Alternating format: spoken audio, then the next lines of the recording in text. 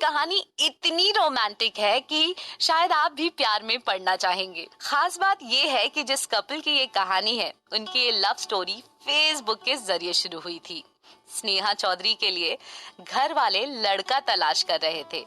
इसी बीच अचानक फेसबुक पर हर्ष मेहता का चैट बॉक्स में मैसेज आया। यहीं से शुरू हुई थी इन दोनों की प्रेम कहानी। दोनों के बीच मीलों का फासला था। वो कभी मिले भी नहीं थे, लेकिन कुछ ही महीने बाद लड़के ने लड़की को शादी के लिए प्रपोज कर दिया। वो पहली बार शादी से 2 दिन पहले मिले। आज दोनों की शादी को 3 साल हो चुके हैं, लेकिन उनके बीच का प्यार बिल्कुल भी कम नहीं हुआ है। तो आइए आपको सुनाते हैं हर्ष और स्नेहा की लव स्टोरी। मैं 28 साल की थी जब मैंने तय किया कि मैं शादी के लिए तैयार हूँ।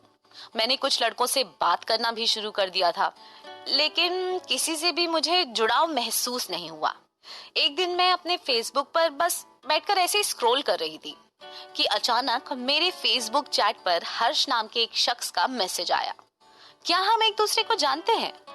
आप चाहे मुझे पागल कहें, लेकिन मैंने चांस लिया है और उसी समय रिप्लाई किया। उसके बाद से हमारे बीच रोज बातचीत होना शुरू हो गई। हमारे बीच जो कॉमन फ्रेंड्स थे, उन्होंने भी इसमें एक अहम रोल निभाया है। हर्ष ऑस्ट्रेलिया में था और मैं मुंबई, लेकिन हमें कभी महसूस नहीं हुआ कि हमारे बीच इतनी दूरी है। हमने 1 महीने बात की, लेकिन लगा जैसे 1 साल से हम एक दूसरे को जानते हों। समय बहुत धीमे गुजर रहा था। हम लगातार बातें कर रहे थे, लेकिन लगता था कि इतना काफी नहीं है। मुझे याद है कि एक दिन हमने 18 घंटे तक बातें की थी। फोन की बैटरी खत्म हो रही थी, तो हमने तुरंत अपने लैपटॉप पर स्काइप ऑन कर लिया। मुझे हर्ष की लत लग चुकी थी। एक दिन भी बात ना हो तो लगता था कि दिन पूरा हुआ ही नहीं। अपना status I think I am in love update करने के बाद वो मुझे हमेशा बातचीत के आखिर में आई लव यू बोलने लगा। मैं सिर्फ ओके थैंक यू कहकर रिप्लाई करती थी, लेकिन एक दिन मुझसे भी नहीं रहा गया और मैंने भी उसे आई लव यू कह दिया। इसके कुछ ही दिनों बाद मेरे पास एक पार्सल आया जिसमें पेबल्स यानी कि छोटे गोल पत्थर थे। एक्चुअली मैंने उसे एक बार बताया था कि कैसे पेंगुइन अपना प्यार का इजहार करने के लिए सबसे सुंदर पेबल्स तलाशते हैं और फिर अपने प्यार का इजहार करते हुए वो अपनी मेट को दे दिया करते थे। बॉक्स में पेबल्स को देखते ही मैं इसका मतलब समझ गई थी। जब मैंने तीनों पेबल्स को उठाया तो उस पर लिखा हुआ था विल यू मैरी मी। आप इसे पागलपन ही कहेंगे, लेकिन मैंने 1 मिनट भी बिना झिझके प्रपोजल को हाँ कर दिया।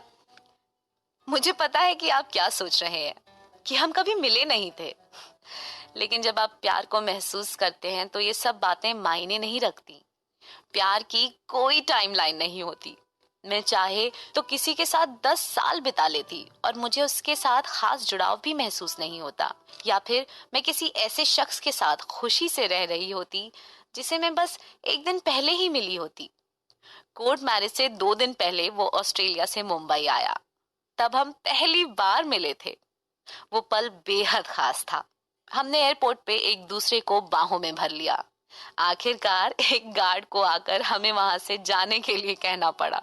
3 साल बाद हम अभी भी साथ हैं, एक दूसरे को बेपनाह प्यार करते हुए, 90s के गाने सुनते हुए, यूं ही अचानक रोड ट्रिप्स पर जाते हुए और इस बात पर बहस करते हुए कि आखिर किसने किसको पहले फ्रेंड के रूप में फेसबुक पर ऐड किया।